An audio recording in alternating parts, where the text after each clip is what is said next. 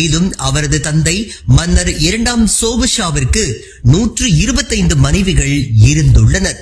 Abu Dhabi பயணத்தின் போது மன்னருடன் அவரது 30 குழந்தைகளும் உடன் வந்ததாகவும் சில தகவல்கள் வெளியாகின.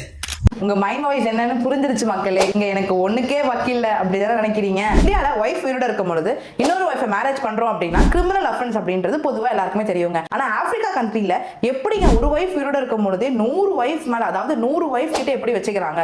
அந்த கண்ட்ரீஸ்ல மட்டும் அது இல்லீகலா ஆகாதா இல்ல கிரிமினல் அஃபென்ஸா ஆகாதா அப்படிதானே யோசிக்கிறீங்க. இந்த வீடியோ ஃபுல்லா பாருங்க, உங்களுக்கே புரிஞ்சிடும். இந்த மாதிரி இன்ட்ரெஸ்டிங்கா லீகல் அப்படி சொல்லி கொடுத்துட்டு இருக்க உங்க ஹரிணி அட்வொகேட் பேஜை ஃபாலோ பண்ணாம இருக்கீங்க அப்படின்னா ஃபாலோ பண்ண மறந்துடாதீங்க. நிறைய ஆப்பிரிக்கா கண்ட்ரீஸ்ல பாத்தீங்கன்னா அவங்க கஸ்டமரிக்காகவும் தென் ரிலிஜியஸ் லா படியும் பாத்தீங்கன்னா உயிரோட இருக்கும் போதே அவங்க நிறைய திருமணம் பண்ணிக்கலாங்க.